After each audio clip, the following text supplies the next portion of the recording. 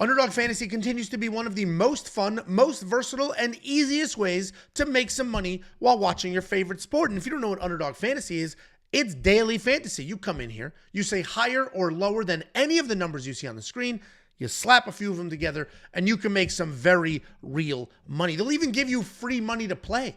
The only thing you need to do is go to wewantpicks.com/underdog, use promo code WWP, and you get all sorts of free money. It's just literally that simple. They want you to play. So to entice you to play, here's a couple of dollars. Here's a promo. wewantpicks.com/underdog, promo code WWP. I am going to focus on UFC. They don't even call it MMA. They call it UFC. They know the deal. But you can see across the top, it's everything. It's video games, which, again, I will never, ever understand how that works. We got college basketball right in time for March Madness. We got some NBA. It's every sport. It's constantly evolving, obviously, with seasons. And then not only can you play every sport on its own, you can mix and match sports. You happen to be watching the fight Saturday, but you also have some college basketball plays you want to throw into the mix. Great. Build an entry as long as you'd like. Juice that payout and have some fun. Just get the free money. wewantpicks.com/underdog. Let's go ahead and build an entry. As you know, these evolve over time. I built an entry yesterday. When I built it yesterday, we didn't have quite the same options we have today. But I built it yesterday because the lines also move. For example, Song Yadong right now, you're going to see, well, let's expand for significant strikes. You're going to see 96.5 significant strikes. By the time you watch this, if you wait too long, that might be higher or lower than that number. So it's a healthy balance of finding lines that you like and hitting them when you see them, but also waiting for more and more options. I played that entry yesterday. I'll give you that entry. And then there's also some spots that we may see today that I like. For example, right off the rip, yesterday, when I built a lineup, I didn't have the option for the lower on finishes. Now I do. Song Yadong is not finishing Henry Cejudo. So we're going to go ahead and add that to the mix and make this a much larger payout than we had before.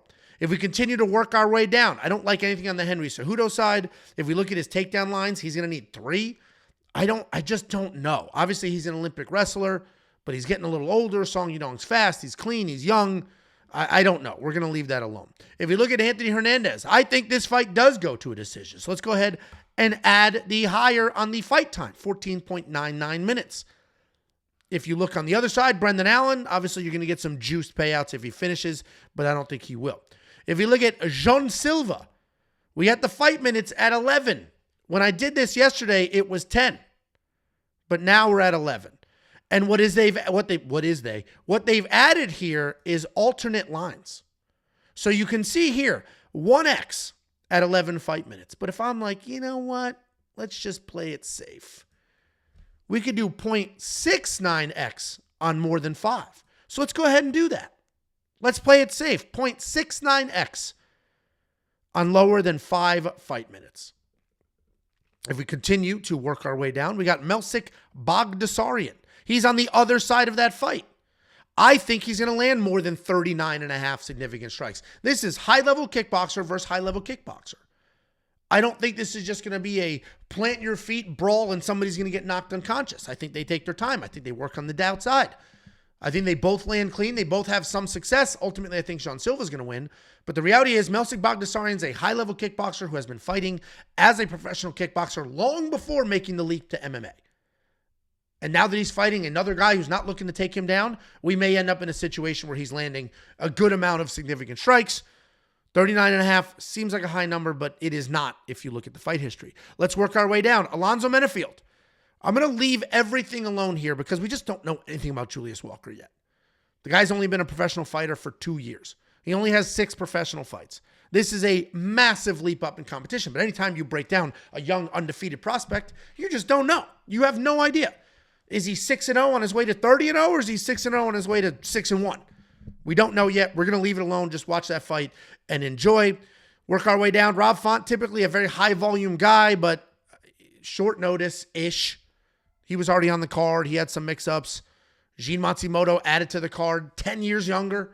Clean, fast, durable, does get hit. The significant strike line should be higher, but we're going to go ahead and not touch that.